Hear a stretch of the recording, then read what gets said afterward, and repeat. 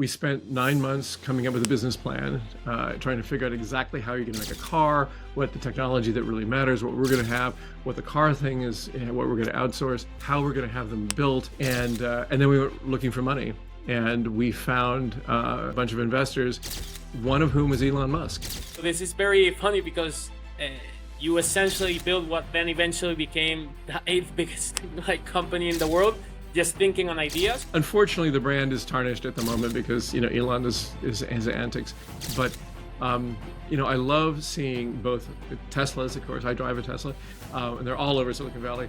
But also, I love seeing the electric Porsches and the electric Kias and the electric Volvos and the electric, because those wouldn't have existed without us. Tesla, up until really recently, never ran an advertisement. All of our sales for the first 10 years were organic. They were all word of mouth. Hello, everyone. Thank you very much. We have a stellar, an iconic figure in the entrepreneurial landscape with us. Very grateful for this interview. Marc Tarpenning, one of the original co-founders of Tesla, which is one of the 8 most valuable companies in the world with a valuation of over $1.5 trillion, current revenue of about 90 billion yearly. Apart from that, now Marc has a VC, Spiro, which he's going to tell us a little bit more. Thank you very much, Marc, for wanting to connect with the Spanish-speaking community, and we're really grateful, very excited for this. Oh, well, it's great to be here, and thank you so much for the invitation. Thank you.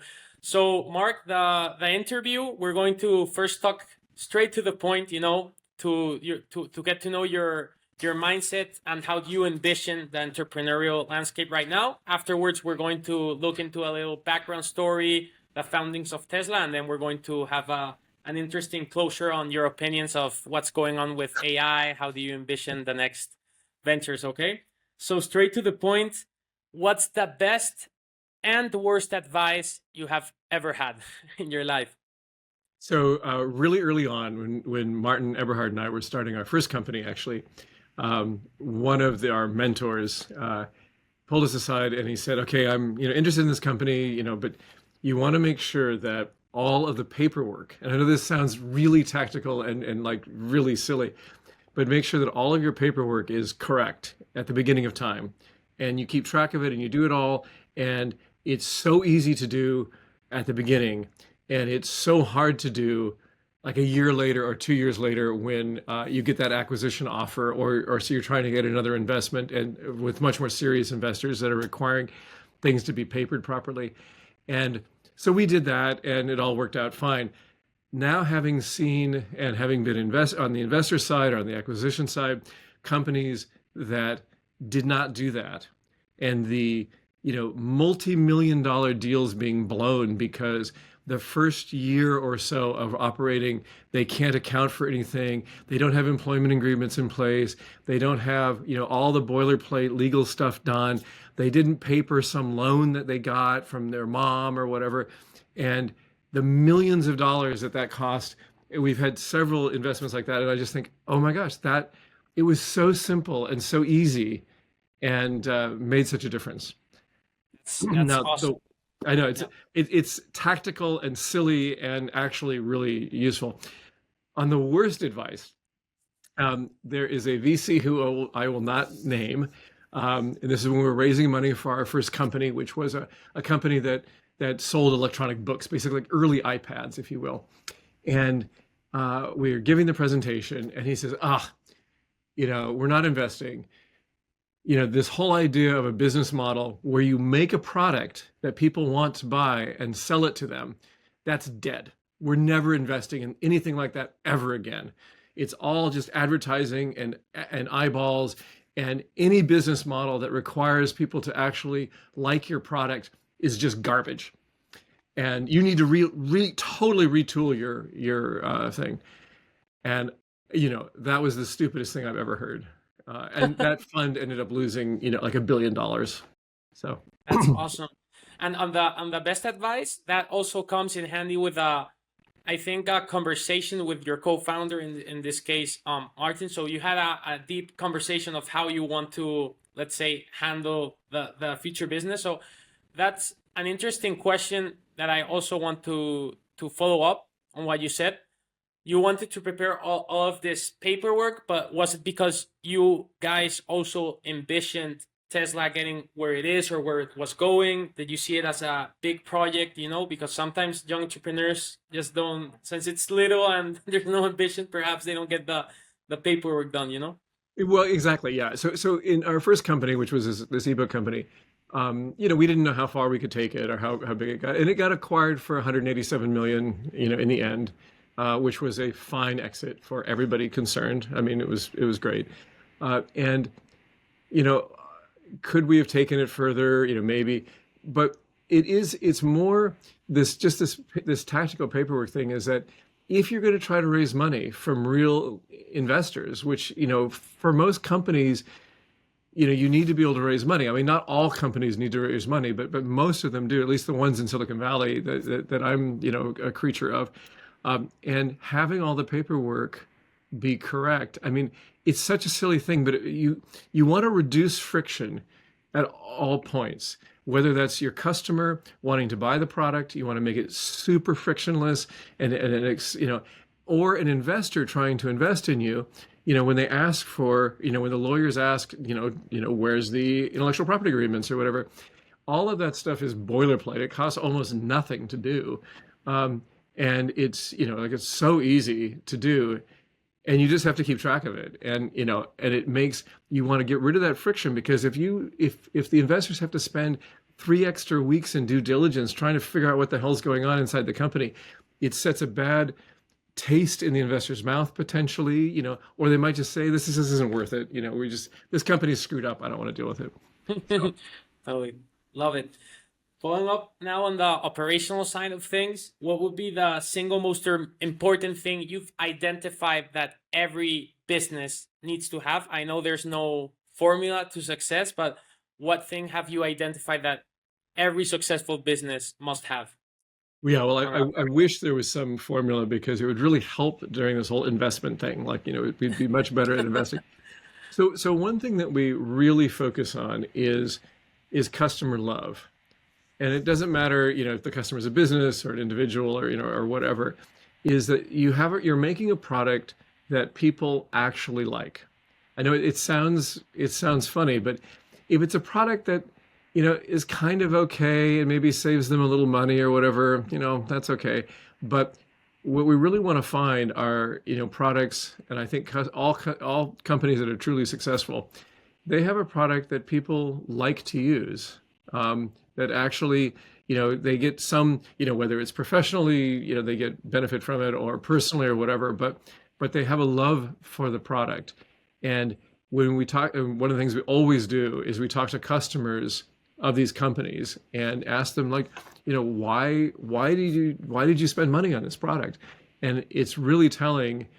Almost immediately you can find out, like, oh, they don't really care that much about it, or, oh my gosh, they think this is just the greatest thing ever. And that's what we're looking for. So I think really successful companies, that's the thing that they have going for them, is that they have a product that people really, is differentiated in some way that people really like. See. And that's interesting, because there's also, I'm thinking about successful on paper businesses, but that are just, not customers don't. I'm thinking on an airline company. I'm not gonna name it, but where they don't have the best product, but it still works. Do you think there's also space, let's say, for businesses that people don't have perhaps that engagement with the product, but works? Probably. I mean, airlines, that's an interesting thing.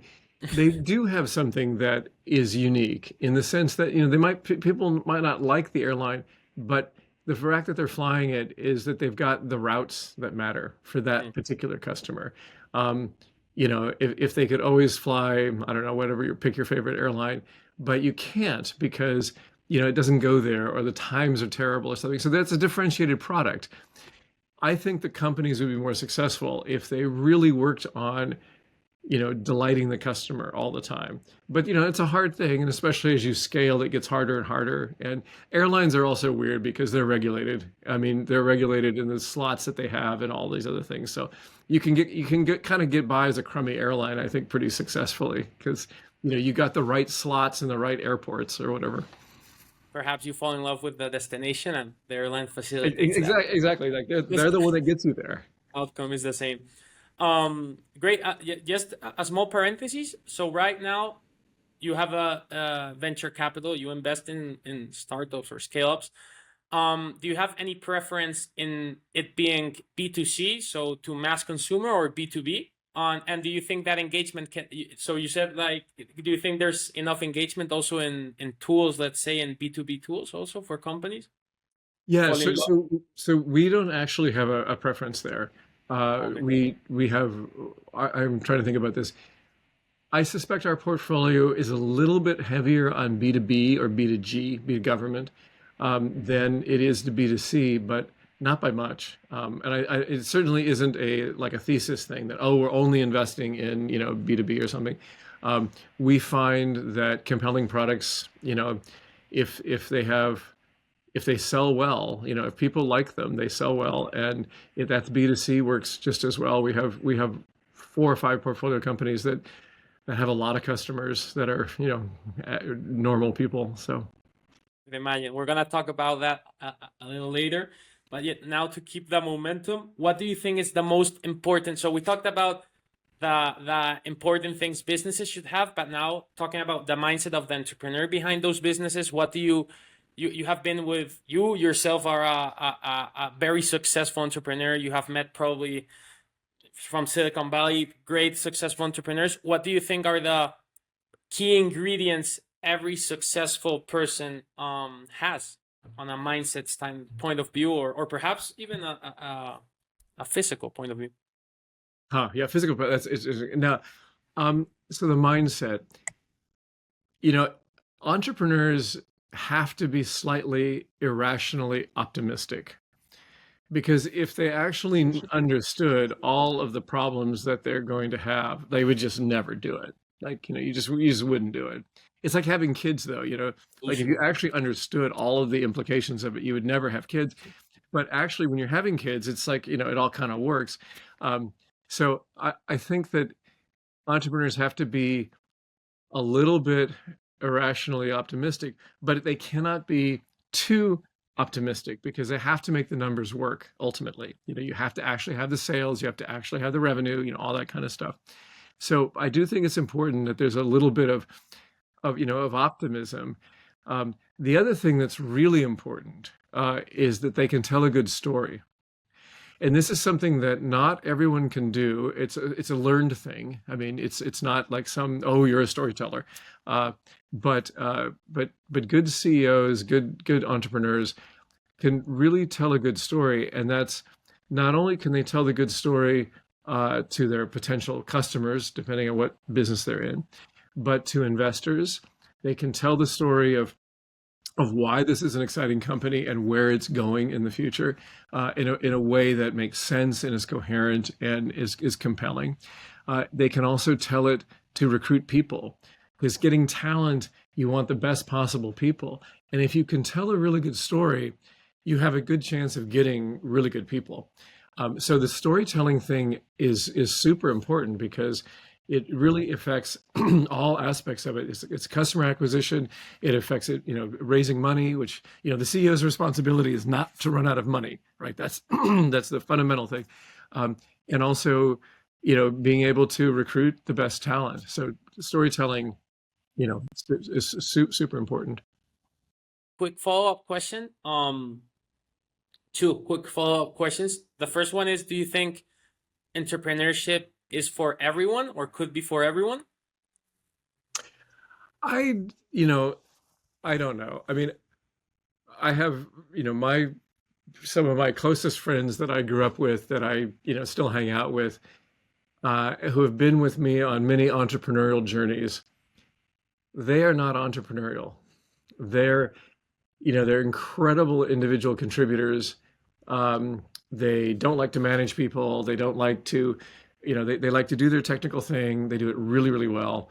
And, for them, it wouldn't fit. It's not what they're interested in. It's not what they're not good at it, because they haven't done it before. But now they're willing to come along on all kinds of these crazy startups, my friends and I have done over the years. But but they've never expressed any interest of actually being the entrepreneur. And so, yeah, I think it's not for everybody. There is a certain kind of mindset and a certain sort of willing to take a little risk and being a little unpredictable that's just not their thing because they're interested in technology or they're interested in whatever it is, and which is great because we need those people. Everyone can't be an entrepreneur because otherwise it doesn't work. Of course, of course. And then a quick also follow-up question. I was thinking now in my generation or even younger generation, there's this new age entrepreneurs where they say that you need to have, they call it like the monk mode, where you need to wake up at 5 a.m., have cold showers, meditate. It's very linked to at least here in Spain and Latin America, they link a lot like what you do in a day-to-day physically with your success. It's like correlated, or they try to portray that. What do you think? What are your thoughts on that? And is it correlated or not? I don't know. I have not, you know, we work with entrepreneurs that do everything from, something like monk mode, um, to ones that are, very focused on their private time that isn't, not everything that they do is completely consumed, by work. One of the people that I got to work with over the years is Judy Estrin. She was the CTO of Cisco for years, super technologist, really interesting person. And so when I worked for her at one of her startups, it was really interesting because she and her husband at the time, they're since divorced, had a kid, and they would get to work, and they would work really, really hard all day, like take no prisoners, running line, and at 5 p.m. gone.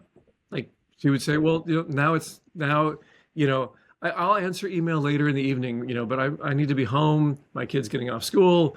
I need to be there. And they really isolated their family time. And when I started having kids and being that, I did the same thing. So that's an example where it isn't really monk mode. I mean, I'm not waking up at 5 in the morning to meditate or whatever, but I am carving out time for what's important to me personally. And I think that was very helpful, during the day. Now, talking about you personally, Marc, what do you think? What is that thing that makes you great at what you are? Well, I'm not so sure I'm great. I mean, we won't know how these investments go until, for years. I think that part of it is just always being curious about stuff. I'm always reading, or one could argue I just have a very short attention span, but I like to read all about various technology and science is my main interest, and in a lot of different fields. So I know a little bit about a lot of random things, and I think that helps. I think that always trying to be finding out new stuff is helpful. Certainly, it just makes life more interesting, and it's great when you run into somebody at a party or whatever, and they're doing underwater drones, and I'm like, oh, I've been reading about that, and they think, really, like nobody reads about that, but it's a good conversation starter.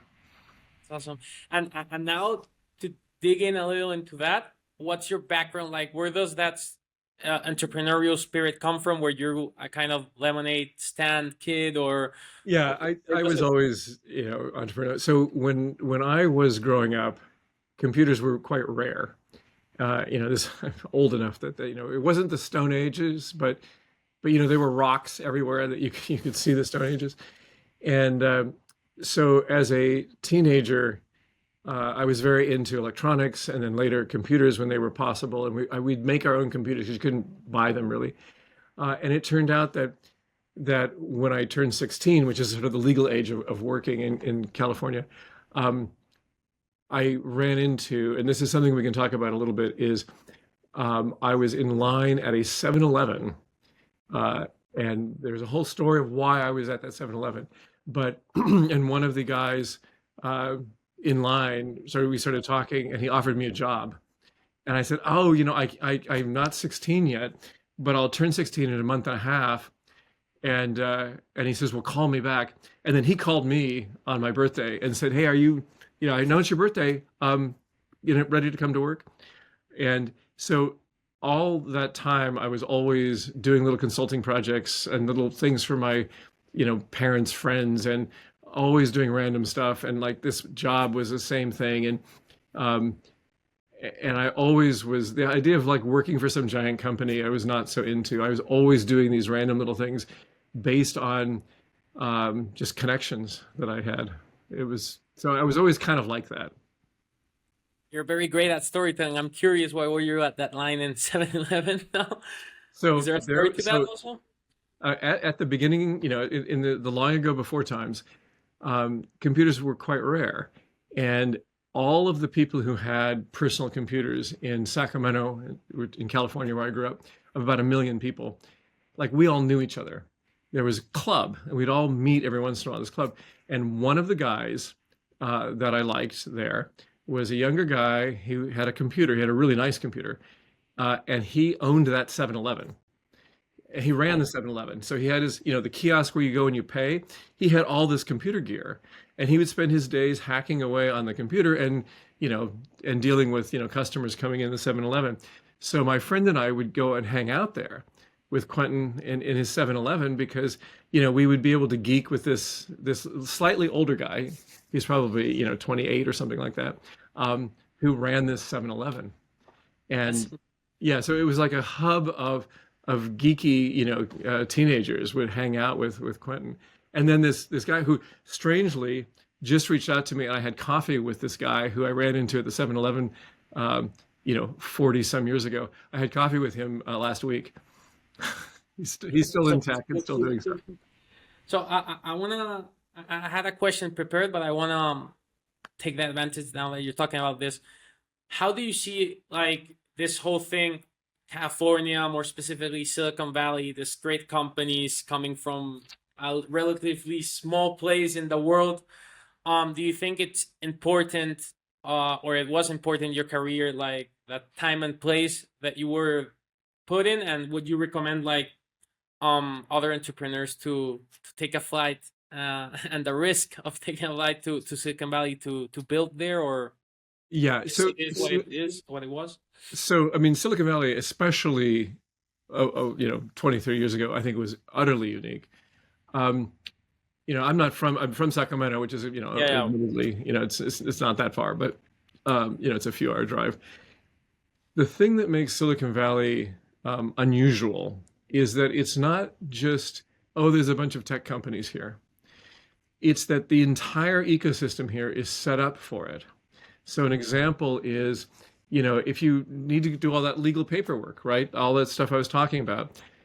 If you're in a normal town and you go into the law offices of some company, of some law firm to draft all that stuff, they're going to want a bunch of money for it. And, they may not know what they're doing.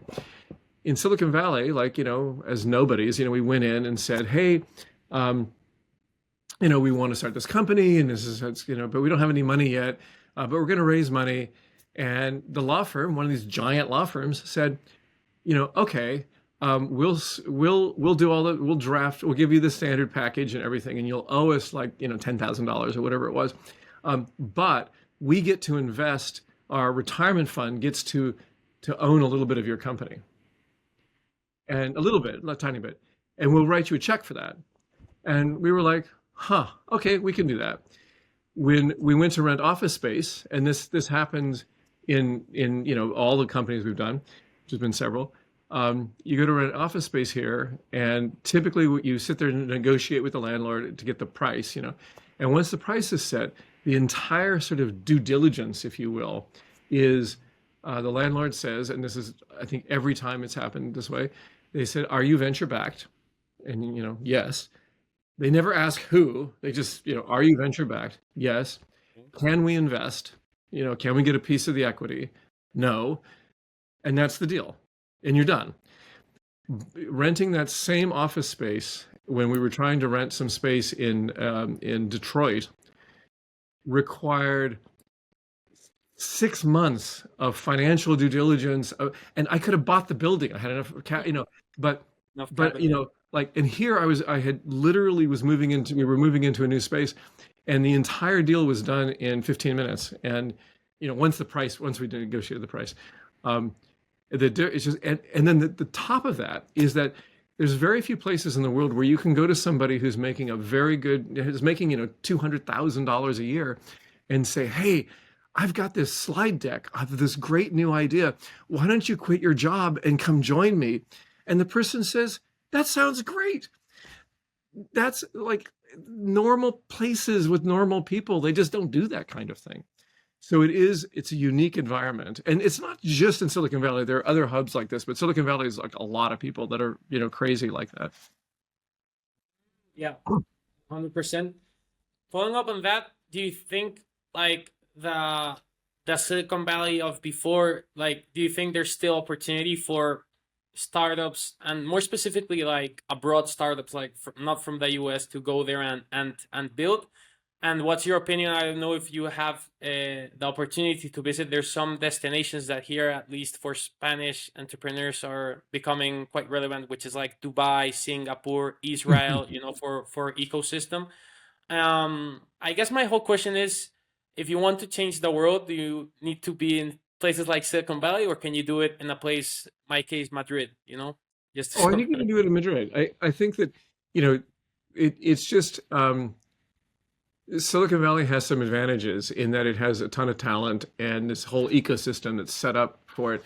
But certainly Dubai is doing stuff. Singapore, Madrid, Cambridge in England also has some interesting stuff going on.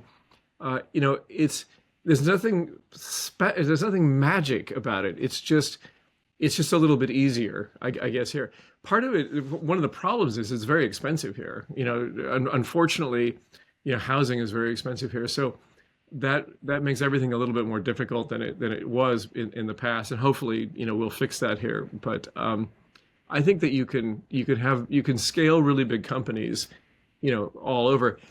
There are certainly legal, laws that make it easier or not.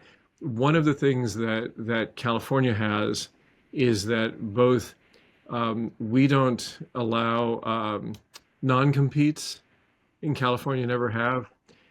So you can't, like, there's nothing that says you can't go work for another company. And then the other thing is that hiring and firing people is really easy in California. And I do believe that there is an advantage especially when you're starting a company, because you can't afford to have a hire that isn't great. And you don't always know, in fact, you never really know what even great looks like. So as you grow, it's important to be able to fire people, basically, and hire better people in those places. And it's fine for those people too, because if they're not really producing like they should, they need to go find a place where they can. And many times you fire somebody and you feel really bad about it. And then later on, those people are super successful someplace else. They just needed to find their space. So I think that there's some legal things that make it easier in places where you can hire and fire. Awesome. Just for a background, I know you have several different ventures, successful ones, but for, let's say, curiosity purposes of the community listening, can you tell us about the background into how you founded Tesla with Martin? How was those beginnings, and any anecdote that you think it's interesting for our audience? Oh, sure, yeah. So Martin and I decided to start a company, and we were kicking around a bunch of different ideas. And Martin, was really into this electric car idea for a variety of reasons. I mean, we were both environmentalists, and also there's physics that basically says that electric cars are just better in all ways. And we had a lot of consumer electronics background, and we had seen batteries get better and better and better, cheaper and better and cheaper and better. And we, as technology people, as entrepreneurs, we frequently we always are looking for things that have been one thing for a long time, and the pricing or the capability or whatever has been changing, and suddenly that's enabling something else using it. And when that happens, if you're too early, it's too hard. And if you wait too long, then everyone can do it. So you're looking for that sweet spot where the technology looks like it's just gonna be good enough that you can get a product out there, knowing that that every year everything's just going to get easier and better, and hopefully you'll have a dominant market position by then. And when we analyzed batteries, because we knew a lot about batteries, it was clear to us that it had just crossed over the point where you could make a compelling car using lithium-ion cells, and that the great part is that it's the most expensive part of our product, and every year that thing, not caused by us, but just every year, that component of your car gets cheaper and better and cheaper and better because it's being driven by this enormous market force of wanting lithium-ion cells to be cheaper and better. And so that means that your product just gets better and cheaper, even if you did nothing else, which is super powerful. That tailwind is great. So we looked for that kind of thing, and in electric cars, it was clear to us that it was the right time. So we spent 9 months coming up with a business plan, trying to figure out exactly how you're going to make a car, what the technology that really matters, what we're going to have, what the car thing is, what we're going to outsource, how we're going to have them built, and then we were looking for money, and we found a bunch of investors, one of whom was Elon Musk. So Elon led the round for our first outside series of money. And then he was a great investor. He participated in each subsequent round, all throughout until our IPO. And he ended up being the CEO in the end, but he's the fourth CEO of Tesla, and obviously grew it really well, and then destroyed its brand, which is what he's doing right now. But before he destroyed the brand, I mean, he really grew the company incredibly well. Totally. I have several questions now, but you said something that really sparked me, which is you and Martin were thinking on ideas. So this is very funny because you essentially built what then eventually became the 8th biggest company in the world, just thinking on ideas. I wanted to get deeper into that. So of course you had a track record prior to that, successful one, but how would you define thinking ideas? Did you guys in those first meetings envision Tesla getting as big as it is today? And what advice would you give to young entrepreneurs? Because there's those two type of entrepreneurs, the ones that gets into a problem and then tries to figure it out, and then this type of entrepreneur where, hey, let's think on something and then we build it. How do you see both sides? Yeah, well, so there's a couple of questions there. One is, did we ever anticipate it to be as big as it got? So we had a couple of goals. One was what we really wanted to do was completely change the image of electric cars, because when we did the engineering analysis, it was so clear that they were going to be higher performance, and they're vastly more energy efficient.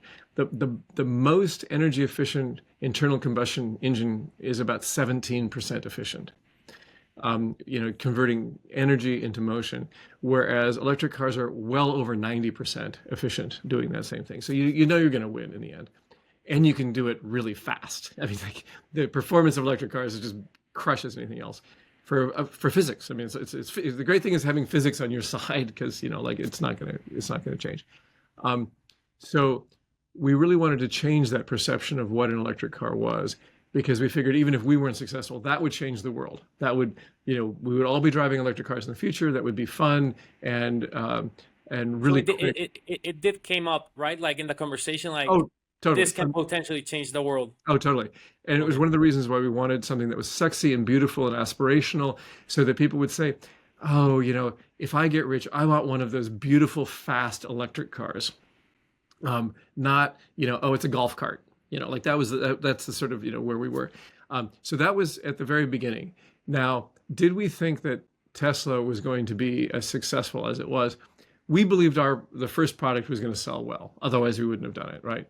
And we knew that the next product, which had to be a sedan, and there's a whole set of reasons why that would be the case, the sedan was going to be a hard lift, but we believed it was possible, and that it would sell, we thought, pretty well. Now, it of course sold much better than we had hoped, or that we had imagined. You could always imagine it taking over the world, but it ended up being vastly bigger than we we certainly in our fantasies maybe believed, but realistically, we're looking at next quarter's numbers, and like, it's hard to get there. Um, but it is, there is an important thing is that the company always had this growth potential, this path. It wasn't like, oh, there's this little niche and we're going to consume this little niche and we have no idea what else is going on. Like once the niche is used, maybe that's it. We always believed that, we had the next car, whatever that was going to be exactly. We weren't totally sure. That was going to be based on marketing and understanding the market by the time we got there and what was possible. But we always knew that the market could be very, very large. And we were hoping to get as much of it as possible. How does it feel to actually create something that did change the world? And how do you now tackle your next venture? So, for example, we had Steve Chen, this is public, of course, co-founder of YouTube, and Mhm. when I asked him that question, he was like it's very difficult to build the next big thing because you already built something that eventually became huge. So how do you see that, and how does it feel to like see your logo? Like I don't know, how Well, does it feel? it feels great. I mean, I love. I mean, unfortunately, the brand is tarnished at the moment because Elon is his antics. But I love seeing both Teslas. Of course, I drive a Tesla, and they're all over Silicon Valley. But also, I love seeing the electric Porsches and the electric Kias and the electric Volvos and the electric, because those wouldn't have existed without us. Like we forced them into doing that. And I love all of that. And I totally agree, that there's no, I'm not thinking of any, oh, Martin and I are going to do another, giant, I mean, like, I just, there is always a bunch of luck in what you're doing. And we had a successful first company. Martin had a successful company before that. And then we had a successful, first company together. And we had a really successful second company together. And I'm totally happy to be investing and advising other companies to try to help them be successful without actually trying to do it myself again. Because first off, it's an enormous amount of work. Even if you try to compartmentalize your family time and stuff, it's just a lot of work. And I have other interests. I'm interested in lots of things. So I guess that. So what would you say now that Tesla has obviously become a global brand? What would be the ingredients for now? Let's target like those scale ups, perhaps companies that already have product market fit. What would be the key ingredients to make a brand internationally successful? A global brand. yeah, I am not an expert in that. One thing is that Tesla, up until really recently, never ran an advertisement. Um, all of our sales for the first 10 years were organic. They were all word of mouth. We do PR things and, have press events and stuff, but it was all customer driven, customer love driven. We delighted the customer, and that's so important. And that's how I think real brands get established. You can only buy so much brand loyalty, and you have to be delivering. And Tesla did that for a long time. And there was nothing, the other car companies just weren't playing. They were years and years behind. They're still years behind in many ways. So the comparison was always really good. I do think that matters. I also believe, storytelling is super important in brand, and being brand consistent matters. And, it's all the silly stuff of, icons and colors and, supporting the right things and, getting your banner out. I mean, that playbook is well understood. And, there's PR people that know how to do that, and brand people. But it's not my expertise.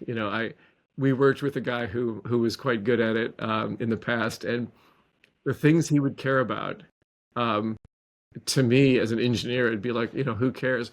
Only actually it mattered. Like I get it, I totally understand it now, but I mean, like, it's so brand is important, and you build it deliberately. Awesome. But so I guess the $1 million question would be, if you had $1 million, would you put it on the product or on marketing? Well, okay, so marketing can consume any amount of money that you could possibly raise. Like there's no, as far as I can tell, there's no limit to how much the marketing department can spend. And there's nothing unlike, when you're spending it on product or you're like, oh, we've added this feature or whatever. Marketing is always so amorphous. It's extremely hard to know whether any of the money that you've spent is useful, let alone the vast amounts that they're able to spend.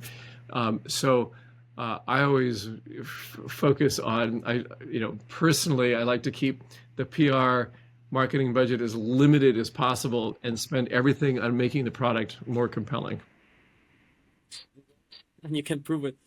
On a change of topic, what are your opinions on artificial intelligence, AI, startups more specifically, perhaps?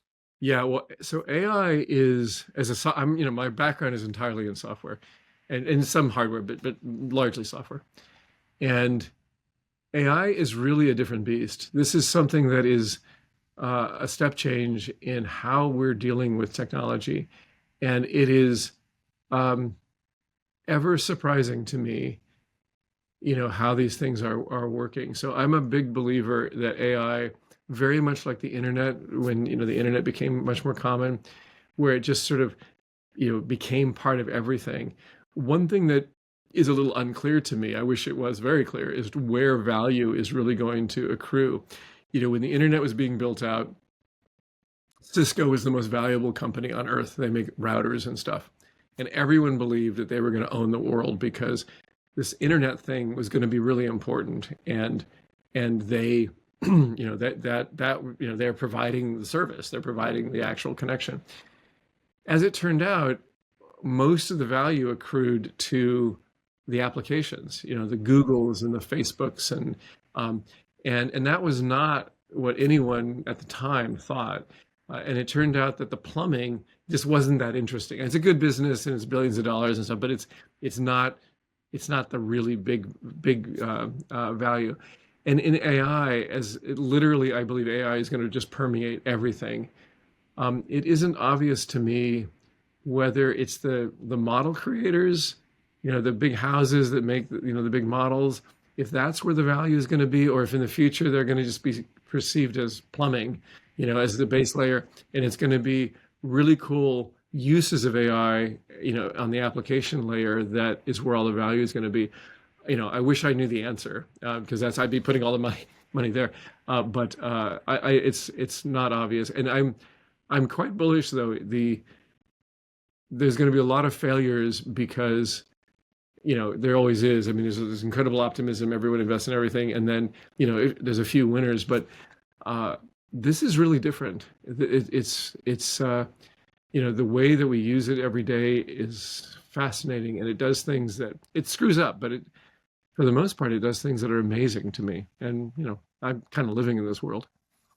And on the counterpart, what do you think is something that's not going to change much in the next 10 years? Is there an industry where there's still opportunity in? Well, I mean, I think all industries, change. The, physically making stuff is still something that's going to be super important. And although I think AI is going to help there,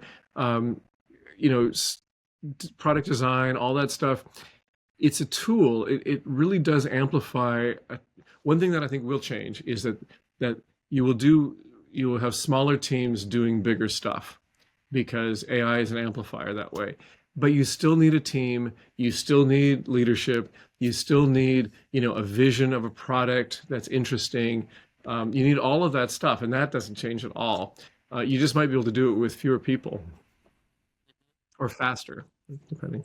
What's your vision, real quick, on fewer people? So I think before, let's say recently, 2019, at least here in Spain, I'm talking, the sexy thing was to have big offices, lots of employees, lots of, founding rounds.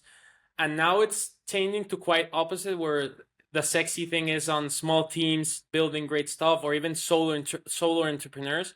How do you see that? Like, do you think small teams can build great stuff, or do you think to build something that changes the world, you need huge teams? How do you?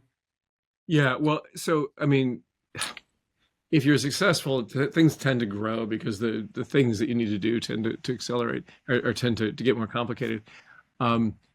So for technical teams, I do think that a small team now can do more than a big team and do it more nimbly and faster because of AI.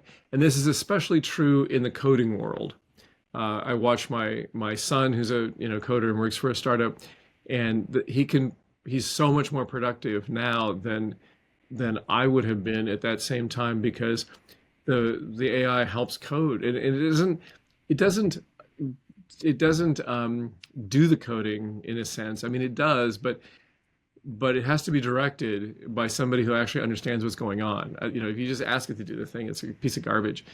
And I think a friend of mine runs a small little consulting house in Los Angeles, and he told me, he's a software guy, and he says, "Oh my gosh, the projects that we can turn out in a week, would have taken us, months to do even 2 years ago. Like and we'll turn it out in a week. It's amazing because that amplification of coding ability.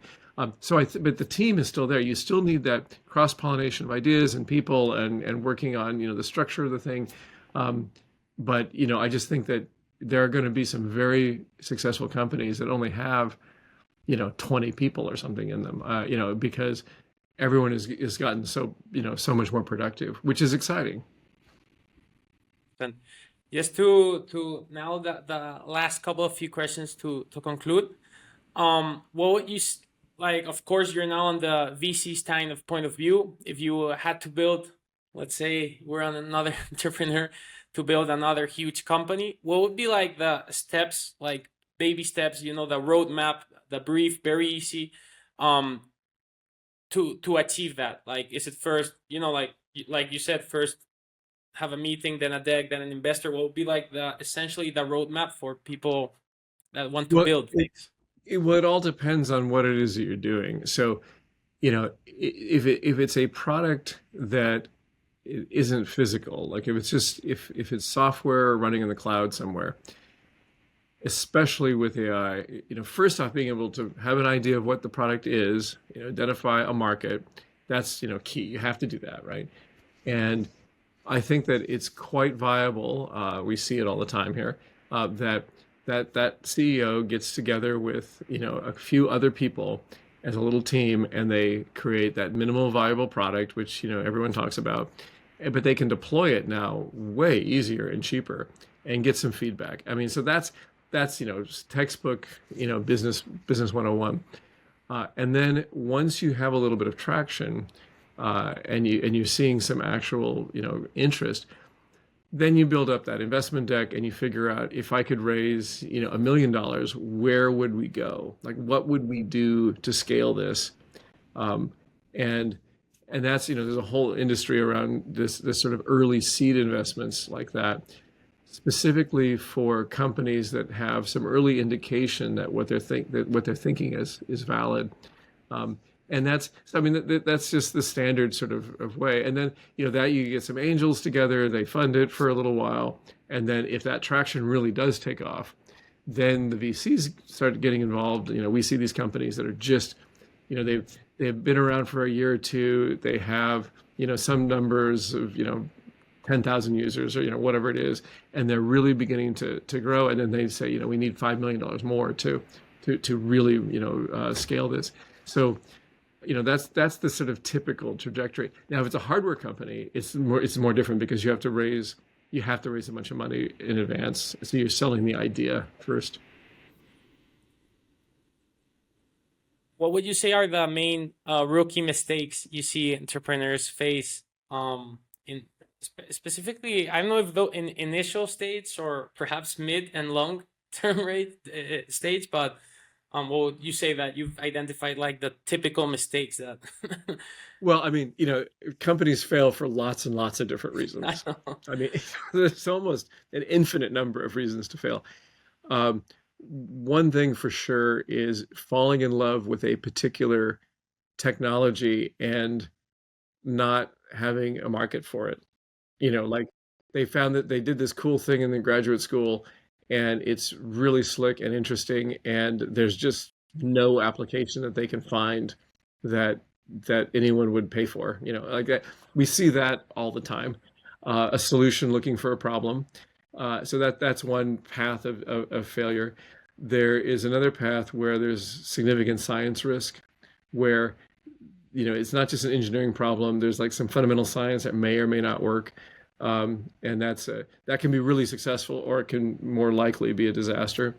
Uh, Entrepreneurs that won't listen to anybody. They know they have some. They know nobody knows what they're doing, and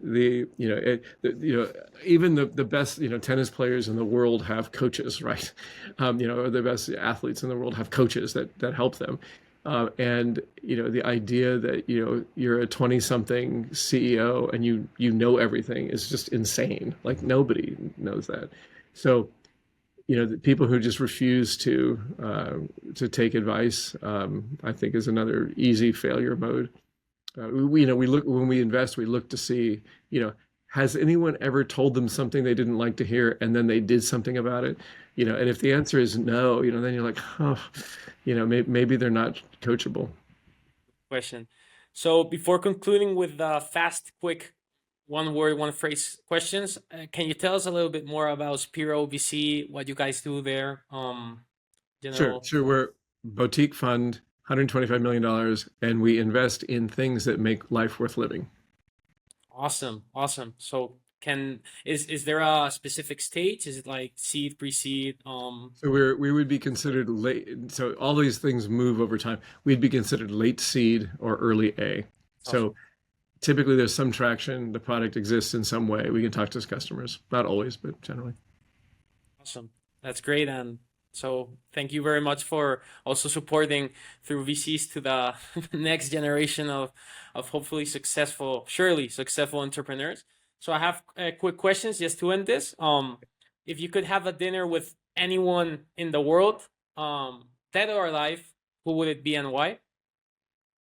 Well, I mean, it would be great to have dinner with Nikola Tesla. I'd love that. I mean, he was Okay. crazy, but I'd love to have dinner with him. Okay. That would be awesome. What's the best investment you've done in your life, and what's the best investment you've done of under $50? $50. Well, I think my Tesla stock obviously worked out really well. But my Apple stock that I bought, back in the day, I wish I'd bought a lot more. I mean, the people say, "What's the advice you'd give, your former self?" And I'd be like, "Put everything into Apple."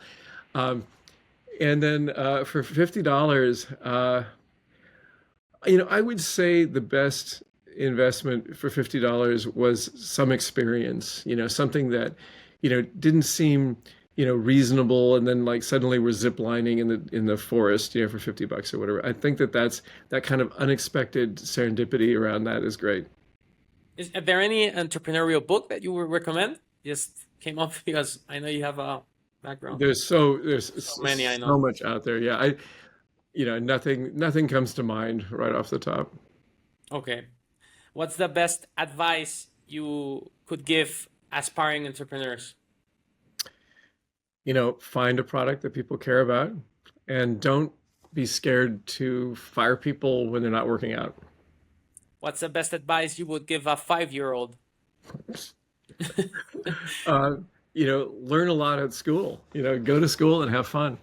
Think of it Okay, as a fun thing, not as a work thing. awesome. What's your purpose in life, and do you have a long-term goal still to be accomplished? Purpose in life. Well, that's kind of a big thing. No, I don't have it. I don't have any like higher order, thing I'm doing. Obviously, I want to impact people in a positive way, and be generous with time and help them on their journey, because I think that's the best we can the best we can do. You look back and you're like, oh, I helped all these people. That's pretty cool. Just to end, a quote that comes up to your mind that you've carried along your journey. Is there a quote, a phrase, something? Well, I mean, the trite thing is from Steve Jobs, that said, delight the customer. Did you ever get to meet Wozniak or Jobs over there in? No, I've met Wozniak at some random thing. No, I never got to meet Jobs. He was I know lots of people that worked directly for him, but I never got to meet him. And then he was so sick, and